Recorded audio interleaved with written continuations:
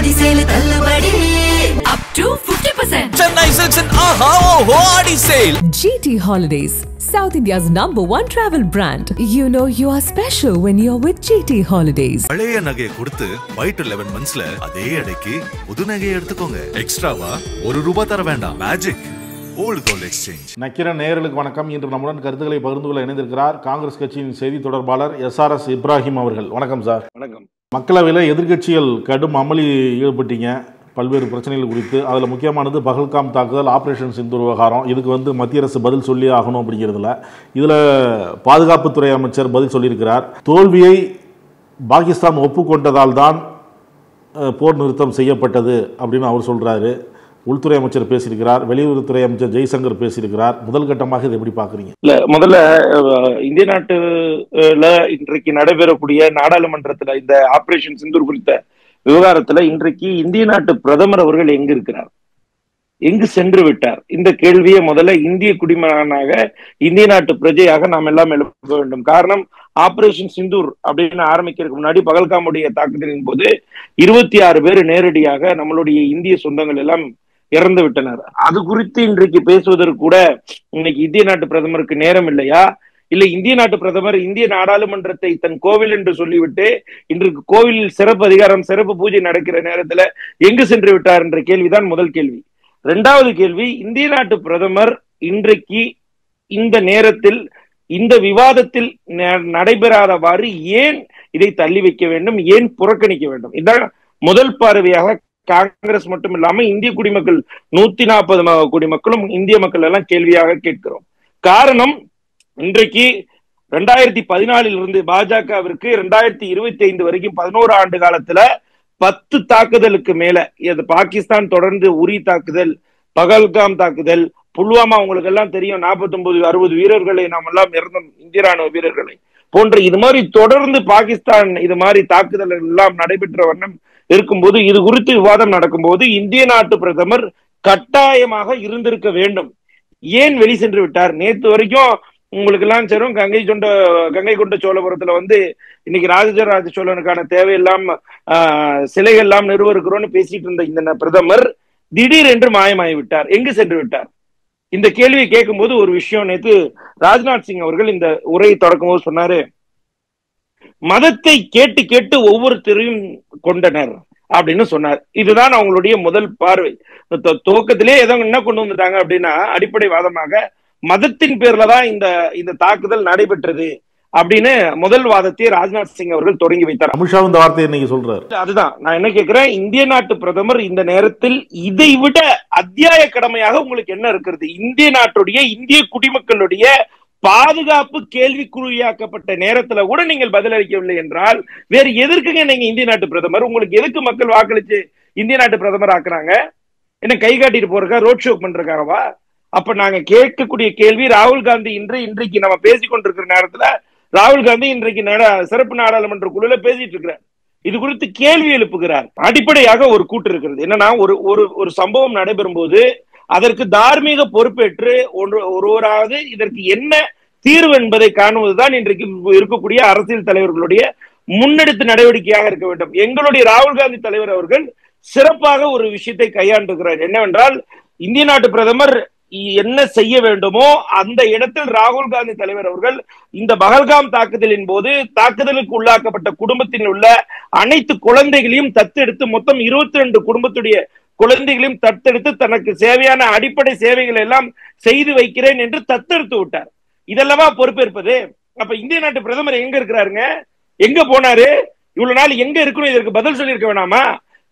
இந்திய நாட்டு பிரதமரை தாண்டி இதுல அமெரிக்காவுடைய தலையீடு என்பது எந்த அளவுக்கு அத்தியாயமாக இருக்கிறது என்பதை பார்க்கணும். இதுவரைக்கும் டொனால்ட் ட்ரம்ப் அவர்கள் சொல்றாரு, 26 முறை சொல்றாரு, நாங்க முழுக்க இந்த சீஸ் ஃபயர், இந்த கண்டினியூஸ் சீஸ் ஃபயர், நாங்க தான் இந்த போரை நிறுத்திவிட்டோம் என்று குக்குரல் இடுகிறார் உலகத்தின் வல்லாதிக்க நாடாக இருக்கக்கூடிய அதிபர் டொனால்ட் ட்ரம்ப். வெளிநாடு அழுத்தம் இல்லை என்கிறார் ராஜ்நாத் சிங் சொல்றாரு, வெளியுறவுத்துறை அமைச்சர் ஜெய்சங்கர் சொல்றாரு, வெளிநாடு அழுத்தம் சுத்தமா கிடையாதுங்கிறாரு. அதுதான், இது முழுக்க தவறான கருத்து. நாடாளுமன்றத்துல தொடர்ந்து அந்த அவை மாண்பை நடைபிடிக்காமல் தொடர்ந்து பொய் பரப்புகிறதே பொய் பரப்புவதே இன்றைக்கு அடிப்படை வாதமாக வைத்திருக்கிறது இந்த பாஜக. ஜெய்சங்கர் சொல்லும் போது ஏப்ரல் 22 முதல் ஜூன் 17 வரை பிரதமர் மோடியும் அமெரிக்க அதிபர் டிரம்பும் எந்த வகையிலும் பேசவில்லை. அப்படி இருக்கும்போது ட்ரம்ப் அழுத்தம் கொடுத்தாருன்னு எப்படி நீங்க கூறுவீங்க, எப்படி கேள்வி எழுப்புவீங்க அப்படின்னு ஜெய்சங்கர் கேட்கிறாரு. தேதி குறிப்பிட்டு சொல்றாரு. தேதி குறிப்பிட்டு சொன்னார்ல, நான் அதே தேதி குறிப்பிட்டு சொல்றேன். கேப்டன் சிவகுமார் டிஃபென்ஸோடைய சீஃப் ஜெனரல் சொல்றாரு என்னன்ட்டு, எங்களுடைய பொலிட்டிக்கல் இன்டர்ஃபியரன்ஸ், அதாவது வந்து எங்களுக்கு பொலிட்டிக்கலா ஒரு பொலிட்டிக்கல் பிரஷர் இருந்துச்சு, எக்காரணத்தை கொண்டும் பாகிஸ்தானுடைய ஏர் டிஃபென்ஸ் சிஸ்டத்தை நீங்க தாக்குதலுக்கு உள்ளாக்காதீங்கன்னு சொல்றாரு. நம்ம சொன்னது இந்த கேப்டனுடைய நம்மளுடைய ஏர் டிஃபென்ஸ் சிஸ்டத்துடைய கேப்டன் சிவகுமார். அதை தாண்டி இந்தியாவுடைய chief defence general Anil Chauhan அவர் சொல்றாரு, நம்ம வந்து முழுக்க இங்க இருக்கக்கூடிய ஏர்கிராப்ட் எல்லாம் சிலதை இழந்திருக்கிறோம்னு சொல்றாரு.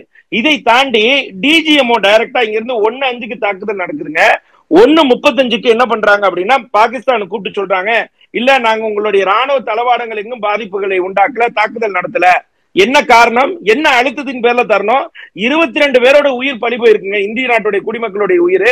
இதற்கு முன்னாடி 10க்கும் மேற்பட்ட தொடர் தாக்குதல்கள், இந்திய ராணுவர்கள் எல்லாம் தாக்கப்பட்டு புல்வாமால நம்ம எல்லாம் கண்ணீர் வடிக்கலையா? அப்ப இது மாதிரி அழுத்தத்தை ஏன் நீங்களே கொண்டு போய் ஆயுதத்தை கொடுக்குறீங்களா பாகிஸ்தானுக்கு? 1:05 தாக்குதல் நடைபெறுகிறது. 1:35 சரியாக நம்ம டிஜிஎம்ல இருந்து பாகிஸ்தானுக்கு சொல்றாங்க, எக்காரணத்தை கொண்டும் உங்க ராணுவ தளவாடங்கள் மீது தாக்குதல் நடத்தவில்லை அப்படின்னு தெளிவா சொல்றாங்க. என்ன காரணம், எதுக்கு அழுத்தம், இந்த அழுத்தம் எதற்காக? சரி இதை விட்டுருங்க, அங்க என்ன நடந்துட்டு இருக்கு? இதற்கு பின்புலமாக இருந்த பாகிஸ்தானுடைய சீஃப் ஜெனரல் அசீம் முனிர இந்த அமெரிக்காவில் இருக்கக்கூடிய அங்க யுஎஸ் ஜெனரல் மைக்கேல் கொராலா கூப்பிட்டு விருந்து வைக்கிறார். டொனால்ட் ட்ரம்போடு இரவுக்கான டின்னர் நடைபெறுகிறது. இந்த இடத்துல பாகிஸ்தான் ஒரு தீவிரவாத நாடு, பாகிஸ்தான் தீவிரவாதத்தை ஊக்குவிக்கிறது என்ற கருத்தெல்லாம் அப்பாற்பட்டு இன்றைக்கு என்னமோ கட்ட பஞ்சாயத்து செய்யறது போல டொனால்ட் ட்ரம்ப் உட்கார்ந்துட்டு இன்னைக்கு நாங்க தான் நிப்பாட்டணும், நாங்க தான் இதற்கெல்லாம் பதில். எங்க தாக்கப்பட்டது இந்திய குடிமக்கள். 10 ஆண்டுகளாக தொடர்ந்து பாகிஸ்தான் மீது அச்சுறுத்தல் ஏற்படுகிறது இந்தியாவிற்கு. அப்ப உடனடியாக இந்திய நாட்டு பிரதமர் தலையிட்டு என்ன சொன்னோம், நாங்க அவர்களுக்கெல்லாம் பயப்படவில்லை, நாங்க நேரடியாக பதில் சொல்கிறோம் என்று சொல்லியிருக்கணும்ல. ஏன் இன்றைக்கு வரைக்கும், நேற்று ராஜ்நாத் சிங் பேசினாரு, இன்னைக்கு அமித்ஷா பேசினாரு, யாராவது ஒரு ஆளு டொனால்ட் ட்ரம்ப் சொல்லுவது போய் 26 மடங்கு 26 முறை சொன்னதும் போய், அவர் எக்காரணத்தை கொண்டும் இந்திய நாட்டுக்கும் பாகிஸ்தான் நாட்டுக்குமான போரை நிறுத்தவில்லைன்னு சொல்ல வேண்டியதான பகிரங்கமா? இதுதான் எங்களுடைய ராகுல் காந்தி தலைவர் அவர்கள் கேட்கிறார். அன்றைய இந்திரா காந்தி இருக்கும் போது சொன்னாங்க, கிட்டத்தட்ட 20,000 போர் விமானங்கள் அனுப்புறாங்க. அப்ப உடனடியாக அன்றைக்கு இருந்த இரும்பு பெண்மணி இந்திரா காந்தி அவர்கள் சொல்கிறார், நாங்கள் இதற்கெல்லாம் அச்சப்படுபவர்கள் அல்ல, நாங்கள் இதையும் தாங்க தயார் என்று சொல்லிவிட்டு அதை ஊர்ஜிதப்படுத்துறாங்க. ஜெனரல் அன்றைக்கு இருந்த ஜெனரல் மணிஷா அவர்கள் சொல்றாரு, we have given the full freedom, எங்களுக்கு அன்றைக்கு முழு சுதந்திரம் வழங்கப்பட்டது, அதனாலதான் அன்றைக்கு 90,000 பாகிஸ்தான் வீரர்களை நாம் சிறைபிடித்தோம். அதை தாண்டி இன்னொரு விஷயம் உங்களுக்கு காட்ட விரும்புற, மக்கள் எல்லாத்துக்கும் தெரியணும் என்னன்னா, 1971 வார் தொடங்கப்பட்டது. அன்றைக்கு இந்திரா காந்தி அம்மையார் எது மாதிரியாக இதை கடைபிடித்தார் என்று இங்க பாருங்க. அன்றைக்கு இருந்த லெப்டினன்ட் ஜெனரல் அரோரா அவர்கள், அன்றைக்கு இருந்த அங்க இருக்கக்கூடிய லெப்டினன்ட் ஜெம் நாசி அவர்கள் அவருடைய சேவை துப்பாக்கியை இந்திய நாட்டுடைய லெப்டினன்ட் ஜெனரலிடம் மண்டியிட்டு துப்பாக்கியை வைத்துவிட்டு 90,000 இந்திய பாகிஸ்தானுடைய ராணுவ வீரர்களை சரணடைய வைத்தார் இரும்பு பெண்மணி இந்திரா காந்தி அவர்கள். அப்படி ஒவ்வொரு நேரத்திலும் நீங்க போர் நடக்கும் போதெல்லாம் வாய் தான் பேசுறீங்க, என்ன நடக்குது, செயல் ஏதாவது நடந்துச்சா? சரி இதை விட்டுருங்க, இன்னொரு கேள்வி ஒண்ணு இருக்கு. ஏப்ரல் 22 பகல்காம் தாக்குதல், சரியா? மே 7 ஆபரேஷன் சிந்தூர். அதற்கப்புறம் ஏன் அதுக்கான எந்த செய்தியுமே வரல? யார் இதற்கு பின்புலமாக இருந்தார், யார் இந்த தாக்குதலுக்கு பின்னோட்டமாக இருந்து இதற்கு செயல்பட்டார் என்னெல்லாம் நம்ம இன்றைக்கு நாடாளுமன்றத்தில் விவாதிச்சிருக்கணும்ல. எடுத்தோடனே மதத்தை பத்தி தான் பேசுவீங்களா? மதம் தான் அடிப்படையாக இருக்குதா இந்த தாக்குதலுக்கு பின்னாடி? மதம் அடிப்படையாக இருந்தால் ஒருவேளை அவங்க சொல்றபடியா வச்சுக்கோ, மதம் என கேட்டு கொண்டார்கள், நீங்க எந்த மதத்தை சார்ந்தவன் என்று கேட்டு கொண்டார்கள் என்று சொல்றார்கள் அல்லவா? அப்படி என்றால் அந்த குதிரை பிரயாணி அங்க இருக்கக்கூடிய லோக்கல் கைடு அதில் ஷாவை ஏன் கொன்றார்கள்? அவன் இஸ்லாமியன் என்றும் தெரிந்தும் ஏன் கொன்றார்கள்? அவர்களுடைய நோக்கம் இந்திய நாட்டு மீது தாக்குதல் ஏற்படுத்த வேண்டும். அவர்களுடைய நோக்கம் முழுக்க இந்திய நாட்டுடைய மக்களை கொலை செய்ய வேண்டும். அவனுக்கு எங்கெங்க ஜாதி மதம் இருக்கு? நீங்க ஜாதி மத அரசியல் பண்றீங்க. அதற்கு இந்த பகல்காம் தாக்குதலை நீங்க உரியாக்கிக்கிட்டீங்க. அதுதான் உண்மை. இதற்கு நீங்க இன்னைக்கு என்ன சப்ப கட்டினாலும் சரி, ஒரே ஒரு கேள்வி எங்களுடைய ராகுல் காந்தி தலைவர் அவர்கள் தெளிவா கேட்கிறார். இன்றைக்கு அசீம் முனீரும் இந்த தாக்குதலுக்கு பின்னாடி இருந்த நம்மளுடைய இந்திய சொந்தங்கள் தீக்கிரையாக்கப்பட்டு துப்பாக்கி குண்டுகளாக தொலைக்கப்பட்ட அந்த பின்னாடி இருக்கக்கூடிய மூளையாக இருக்கக்கூடிய army general chief Asim Munir அவருக்கும் இன்றைக்கு அமெரிக்கால ஒரு கான்பரன்ஸ் நடந்துட்டு இருக்கு. உங்களுக்கு தெரியுமா? இன்றைக்கு ஒரு கான்பரன்ஸ் நடக்குது. என்ன கான்பரன்ஸ் அப்படின்னா, எப்படி தீவிரவாதத்தை நிப்பாட்டுவது என்று. யார் தடையிறா? பாகிஸ்தானுடைய சீஃப் ஜெனரல் கூப்பிட்டு வச்சு இன்னைக்கு பேசிட்டு இருக்காங்க. அப்போ 1970 காலகட்டங்களையும் சரி, உங்களுக்கு எல்லாம் தெரியும், மும்பையுடைய தாக்குதல் ஏற்பட்ட போது அந்த ஆபரேஷன் அன்றைக்கு நடந்த உங்களுக்கு மும்பை தாக்குதலின் போது இந்திரா காந்தி அம்மையாரை தாண்டி நம்மளுடைய மன்மோகன் சிங் தலைவர் இருந்தார். அந்த நேரத்துல பாகிஸ்தானை தனிமைப்படுத்தணும். உலக நாடு எங்கும் சொல்லிச்சு பாகிஸ்தான் ஒரு தீவிரவாத நாடு. அப்படி இன்னைக்கு ஒரு குரலை பார்த்திருக்க முடியுமா? இன்றைக்கு ஒரு குரலாது இந்த பஹல்காம் தாக்குதலுக்கு பின்பாக பாகிஸ்தான் மூளையாக இருக்கிறது. பாகிஸ்தான் முழுக்க இதற்கு காரணம், இதற்கு பொறுப்பேற்க வேண்டும் என்ற ஒரு துறையாவது இன்றைக்கு பதிலெடுத்திருக்குமா? இல்ல 25 நாடுகள் கொண்ட IMF இன்றைக்கு அதுக்கு நிதி வழங்கி இருக்குமா? இன்னைக்கு அமெரிக்க அதிபர் தெளிவாக சொல்கிறார், 26 முறை நாங்கள் ஒரு முறையா சொல்லியிருப்பாரா எதிர்த்து? அமித்ஷா பேசும்போது சொல்றாரு, பயங்கரவாதிகள் பாகிஸ்தானில் இருந்து வந்தார்கள் என்பதற்கான ஆதாரம் என்ன என்று ப. சிதம்பரம் கேள்வி எழுப்புகிறாரு. பாகிஸ்தானை காப்பாற்றுவதன் மூலம் அவருக்கு என்ன கிடைக்கும் அப்படின்னு கேள்வி எழுப்புறாரு. ப. சிதம்பரத்திட்ட நான் ஒரு கேள்வி எழுப்ப விரும்புறேன். அவர் இப்படி சொல்வதன் அர்த்தம் பாகிஸ்தான் குற்றமற்ற நாடு என்பதாகும். அவர் யாரை காப்பாற்ற விரும்புகிறார்? பாகிஸ்தானை காப்பாற்றுறதுனால அவருக்கு என்ன லாபம் அப்படிங்கிறாரு. மன்மோகன் சிங் ஆட்சி மாதிரி கிடையாது. இப்ப மன்மோகன் சிங் ஆட்சி தான் அமைதியா இருக்கும். காங்கிரஸ் ஆட்சி காலத்துல இந்தியாவில் ரத்தம் சிந்த வச்சது அப்படிங்கிறார். அதாவது நான் ஒரு விஷயத்தை தெளிவா சொல்லணும் தோழர். என்னன்னா, என்றைக்குமே இந்த புதக்குழி அரசியலை தான் பாஜக கையில் எடுக்கும். யாரெல்லாம் இறந்து விட்டார்களோ, யாரெல்லாம் மறைந்து விட்டார்களோ அவர்களுடைய அரசியலை எடுத்து பாருங்க, நாங்க காங்கிரஸ் இப்படி செஞ்சிச்சு, பாருங்க காங்கிரஸ் தண்டவாளம் போடல, காங்கிரஸ் பாருங்க பிஜேபி பாலத்தை கட்டல, நீங்க எதுக்கு ஆட்சியில இருக்கீங்கன்னு கேட்டா அதுக்கு பதில் இல்ல. சரி, பாகிஸ்தானுடைய சீஃப் ஜெனரலை கூப்பிட்டு வச்சு இன்றைக்கு அமெரிக்கா அந்த இரவு விருந்து வழங்குது. இதற்கு கண்டனம் தெரிவிச்சாங்களா இந்தியா சார்பில் இருந்து? இந்திய நாட்டு பிரதமர் தைரியம் திராணியம் இருக்கிற இந்திய நாட்டு பிரதமர் இதற்கு எதிர்ப்பு தெரிவிப்பாரா? இல்ல உள்துறை அமைச்சர் தான் எதிர்ப்பு தெரிவிப்பாரா? இல்ல இத நாடாளுமன்றத்துல ஒரு வார்த்தையாவது எதிர்ப்பு தெரிவிச்சு இதுவரைக்கும் ஒரு பாஜகவினராவது இதற்கு பதிலளித்தார்களா? பதிலளிக்க மாட்டாங்க. அதுதான் இன்னைக்கு எங்களோட ராகுல் காந்தி தலைவர் கேட்கிறார். இந்திரா காந்தியோடைய தெம்பு 50% இருந்தா கூட இன்றைக்கு நரேந்திர மோடி அவர்கள் இதற்கு எதிர்ப்பு தெரிவித்திருப்பார். இதை தாண்டி கண்டித்திருப்பார். கண்டனம் தெரிவித்தாரா? எங்க நீங்க எங்க நாட்டு மக்கள் எல்லாம் சுடப்பட்டு ரத்தம் சிந்தி இருக்க நேரத்துல ஒருத்தனை இரவு இருந்து கூப்பிட்டு நீங்க அதுக்கு செல்ஃப் ரெட் கார்பெட் விரிச்சு நீங்க வரவேற்கிறீங்க. அவங்களை கூப்பிட்டு வச்சுக்கிட்டு நீங்க ஒரு கான்பரன்ஸ் நடத்துறீங்க. டெரரிஸ்டம் எப்படி அபாலிஷ் பண்ற கான்பரன்ஸ அதற்கு இவர் தான் தலைமை தாங்குறார். பாகிஸ்தான் எனும் தீவிரவாத நாடுதான் இதற்கு தலைமை தாங்குது. இது குறித்து ஒரு வார்த்தையாவது இன்னைக்கு இருக்கக்கூடிய இந்திய நாட்டு பிரதமர் பேச முடியுமா? வாய் திறந்துருவாரா? ஏன் திறக்காம இருக்கிறார்? ராகுல் காந்தி கேள்வி எழுப்புறார். நாங்கள் கண்டிக்கிறோம். எக்காரணத்தை கொண்டும் நாங்கள் அமெரிக்காவுக்கு எக்காரணத்தை கொண்டும் மண்டியிட மாட்டோம். இதைதான் அன்றைக்கு இருந்த இந்திரா காந்தி அம்மையார் செய்தார். சரி, மன்மோகன் சிங் ஆட்சியை பத்தி பேசுறாங்கல்ல, மும்பை அட்டாக், டெரர் அட்டாக் பேசுவோம் வாங்க. உலக நாடுகள் மத்தியில ஐநா சபையிலிருந்து எல்லா 110 நாடுகள் எல்லாம் சொன்னது பாகிஸ்தான் தீவிரவாதத்தை ஊக்குவிக்கிறது என்று. இந்த உலக நாடு மத்தியில பாகிஸ்தானை தனிமைப்படுத்தியது இந்த காங்கிரஸ் ஆட்சி. இது மறுத்து பேசிட முடியுமா? மன்மோகன் சிங் அன்றைக்கு நடந்த அதற்கு அடிப்படையாக இருந்த குற்றவாளிகளை தூக்கிலிட்டான். இன்றைக்கு வரைக்கும் தூக்கிலிட்டீங்களா? 3 பேரை கொண்டதே டவுட்டா இருக்குன்னு சொல்றோம். எங்க நீங்க ஏப்ரல் 22ஆம் தேதி பகல்காம் அட்டாக் நடக்குது. மே 7ஆம் தேதி ஆபரேஷன் சிந்தூர். அதற்கு பின்பாக 50 நாள் இடைவேளை. 2 நாளைக்கு முன்னாடி நாடாளுமன்றம் நடக்குது. நாடாளுமன்றம் நடக்கிறதுக்கு முன்னாடிதான் ஆபரேஷன் மகாதேவன் சொல்லி 3 பேரை சுட்டுக் கொலை பண்றீங்க. நாடாளுமன்றத்தில் பதில் சொல்லணும்ன்ற இன்டென்ஷன் அவங்களுக்கு. அப்ப நாடாளுமன்றத்தில் கேள்வி கேட்கணுன்றதுக்காக தான் நீங்க இன்றைக்கு ஆட்சி நடத்துகிறீர்கள். மக்கள் மீது அக்கறை இல்ல. இந்திய நாட்டுடைய ஜனநாயகத்தின் கோவில் என்று நாடாளுமன்றத்தை சொல்லுகிற இதே இந்திய நாட்டு பிரதமர் சரி பயங்கரவா அவரு அமித்ஷா என்ன சொல்றாரு? பஹல்காம் தாக்குதல்ல ஈடுபட்டவங்களை சுட்டு கொன்றோம். இது எதிர்கட்சிகள் சந்தோஷம் அடைவாங்கன்னு பார்த்தா அவங்க சந்தோஷம் அடையல அப்படிங்கிற. ஐயோ, நாங்க சந்தோஷப்படுறோங்க. இப்ப இன்னைக்கு கூட ராகுல் காந்தி அவர்கள் தெளிவாக சொல்கிறார். என்ன சொல்றார்? நாங்கள் இன்றைக்கு வரைக்கும் பாகிஸ்தானில் ஏற்பட்ட அனைத்து தாக்குதலுக்கும் நாங்கள் துணை நிற்கிறோம். இந்தியாவோட துணை நிற்கிறோம் தானே சொல்றோம். ஆனா நாங்க என்ன கேட்கிறோம்? 1-5க்கு நீங்க டைரக்டா போயிட்டு அங்க இருக்கக்கூடிய பாகிஸ்தான் ஒரு தாக்குதலை ஏற்படுத்துறீங்க. 1-35க்கு உங்களுக்கு என்ன அழுத்தம்? ஏன் பதறீங்க? என்ன பாகிஸ்தான் அவ்வளவு பெரிய நாடா? 1971 மண்டியிட வச்சங்க இந்திரா காந்தி அம்மையார் இருக்கும் போது. பழைய வரலாறுலாம் எடுத்து பார்க்க வேணாமா? ஏன் கார்கில் நேரத்துல மண்டிட்டு போலையா? உங்களுடைய வாஜ்பாய் அரசுலயே அந்த திம்மம் திராணியும் கூட இந்திய நாட்டு பிரதமருக்கு இல்லையா? ஏன்?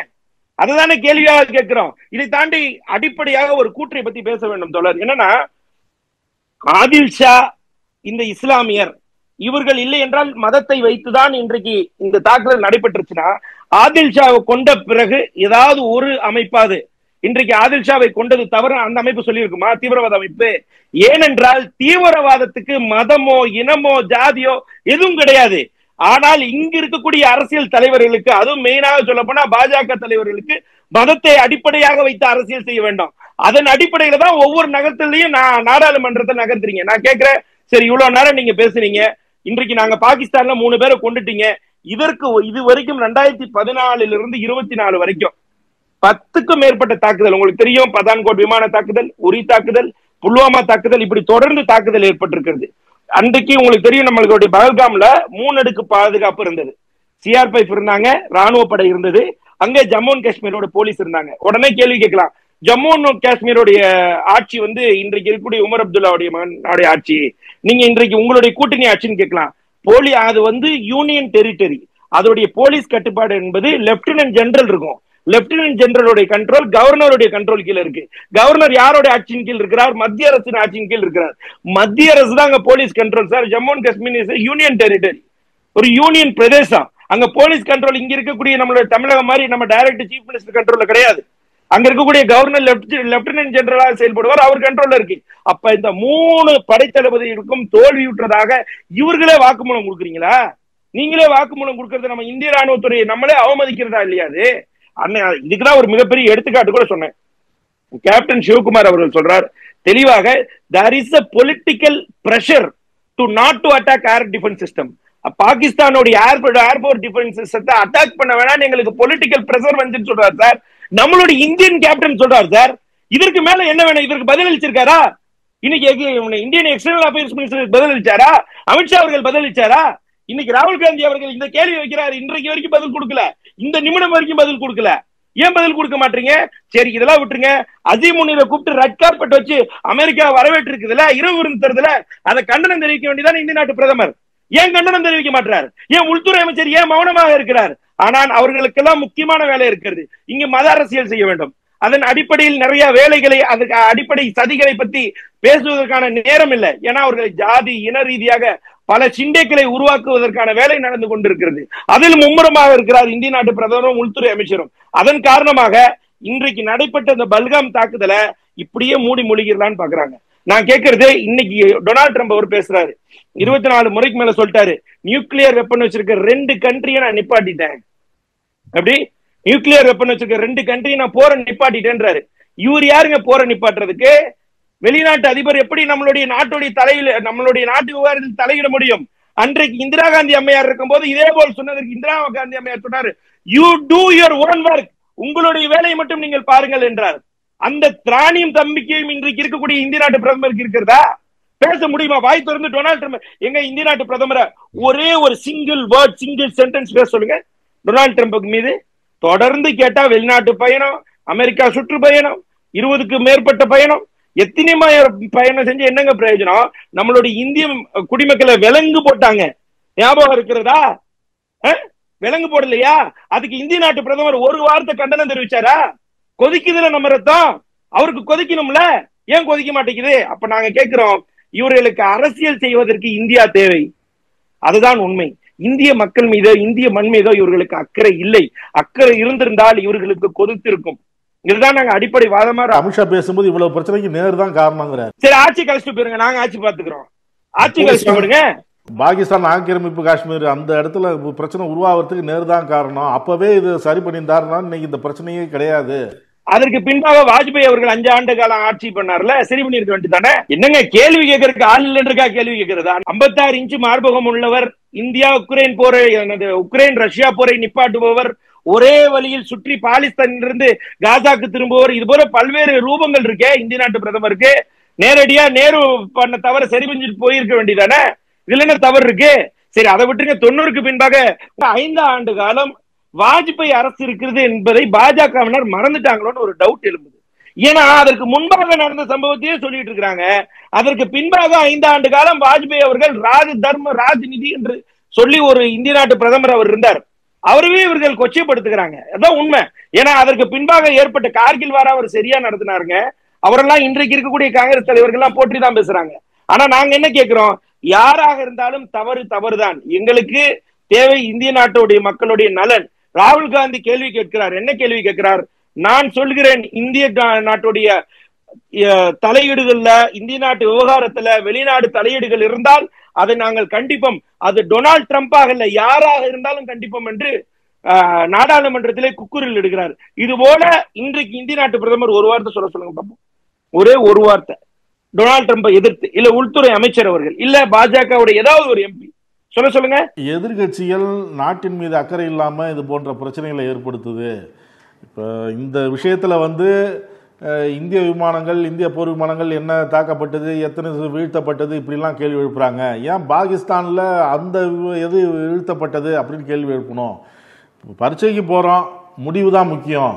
பேனா உடைஞ்சதா, பென்சில் உடைஞ்சதா, இதெல்லாமா பார்த்துட்டு இருக்கிறது? முடிவு என்ன அப்படிங்கிறார். இந்த பக்கம் ஒருத்தராவது இருந்தாங்களா? ஆபரேஷன் சிந்தூர் அப்ப இந்த பக்கம் ஒருத்தராவது இருந்தாங்களா? அதை பாருங்க அப்படிங்கிறாரு ராஜ்நாத் சிங். ராஜ்நாத் சிங் சொல்றதே தவறான கருத்து தான் சொல்றோம். நாங்க என்ன சொல்றோம்னா, உங்களுடைய டிஜிஎம்ஓல இருந்து எங்களுக்கு தெளிவாக சொல்றாங்க. நான் இப்பதான் சொன்னேன், ஏர் டிஃபென்ஸ் சிஸ்டத்துல இருக்க கேப்டன் சிவகுமார் அவர் சொல்றாரு, we lost some jets. நான் அந்த ஆதாரத்தை கூட காட்டுறேன். இந்த தொடர் என்னன்னா பாருங்க, அனில் சௌஹான் அவர் சொன்னது அந்த வார்த்தை பாருங்க, why they were downed அப்படின்னு கேட்ட மே 7, 8, 10 அன்றைக்கு கேட்ட கேள்விக்கு பதில் சொல்றாரு.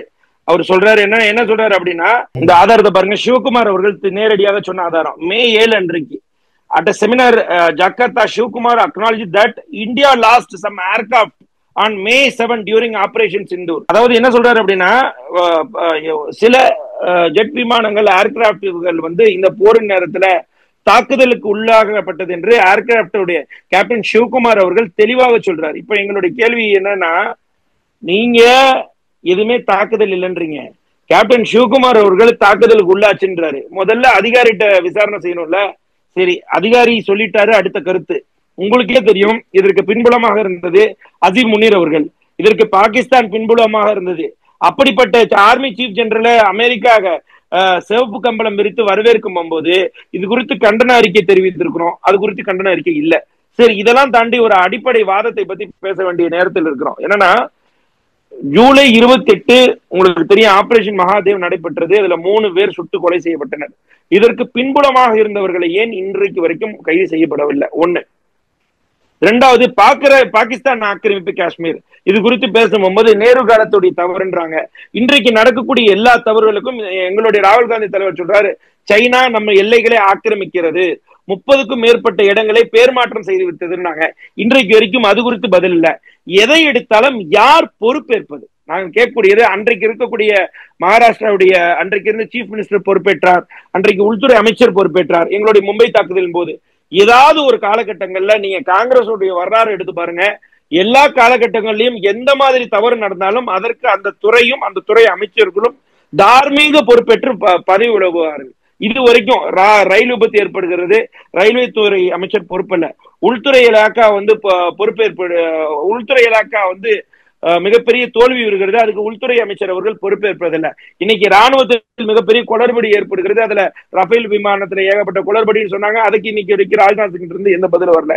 இன்றைக்கு கூட நம்மளுடைய ஜெட் ஏர்கிராப்ட் இன்றைக்கு விமானங்கள் வீழ்த்தப்பட்டன என்று சொல்லும் போது கூட ராஜ்நாத் சிங் இது குறித்து பேசுவதற்கு தயாராக அல்ல.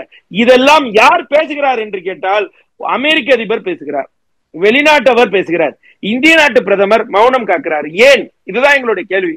நாடாளுமன்றத்துல இதை விட உங்களுக்கு முக்கியமான வேலை என்னங்க? பகல்காம்ல இருந்து, புல்வாமா தாக்குதல்ல இருந்து, அன்றைக்கு ஏற்பட்ட பதான்கோட் தாக்குதல்ல இருந்து, உரி தாக்குதல்ல இருந்து, எல்லா தாக்குதல்களையும் இந்திய குடிமக்கள் எங்கும் இங்க தீக்கிரையாக்கப்படும் போது இது குறித்து விவாதிக்க நேரம் இல்லாத இந்திய நாட்டு பிரதமர் எதற்கு நம்மளுக்கு? இதுதான் இங்க இருக்கக்கூடிய கேள்வி.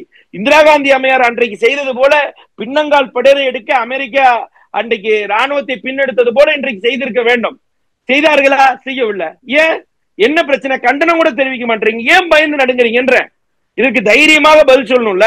இந்திய நாட்டு பிரதமர் இன்றைக்கு நேரடியாக இந்த விவாதத்துல, சிறப்பு விவாதத்துல, அதுவும் நீங்க சொல்றீங்க ஜனநாயகத்தின் கோவில் என்று இந்திய நாட்டு பிரதமர் சொல்கிறார் நாடாளுமன்றத்துல. அப்படி ஒரு கோவில்ல இன்றைக்கு முக்கியமான விவாதம் நடைபெறுகிறது. இன்றைக்கு அவர் கலந்திருக்க வேண்டும் அல்லவா? ஏன் கலக்கவில்லை? அப்ப உங்களுக்கு இந்த மக்கள் பத்தி அக்கறை இல்லையா? அதே ராகுல் காந்தி அவர்கள் இன்றைக்கு கேள்விக்கு மேல் கேள்வி எழுப்புகிறார். யாருக்கு அஞ்சுகிறீர்கள்? யாருக்கு நடுங்குகிறீர்கள்? எதற்காக பயப்படுகிறீர்கள்? ஏனென்றால் பாகிஸ்தான் தவறு செய்து விட்டால் பாகிஸ்தானை கண்டனம் தெரிவித்து பாகிஸ்தானுக்கு நேரடியாக போர் நிறுத்தம் என்று நாம் சொல்லி இருக்க வேண்டும். மாறாக அமெரிக்கா சொல்கிறது. அப்ப யார் இதை கட்டுப்படுத்துகிறா? இந்திய நாட்டுடைய பிரதமரை யாரு கட்டுப்படுத்துகிறா என்ற கேள்வி இங்க எழும்புதல்லவா? இதுதான அடிப்படையான கேள்வி. கருத்துக்களை பார்த்து கொண்டதற்கு நன்றி சார். நன்றி. நக்கீரன் டிவிக்கு சப்ஸ்கிரைப் செய்யுங்கள். உங்கள் ஆதரவே எங்கள் பலம். ஆசிரியர்களுக்கு நண்பனாகவும் மாணவர்களுக்கு ஆசானாகவும் திகழும் தேர்வு வழிகாட்டி. ஒவ்வொரு பாடத்திற்கும் அனுபவமிக்க ஆசிரியர்களின் துல்லியமான தெளிவான விடைகள். CNC இருக்கு, தேர்வு பயம் எதற்கு? இது தீரன் பப்ளிஷிங் ஹவுஸ் விற்பனை வெளியீடு.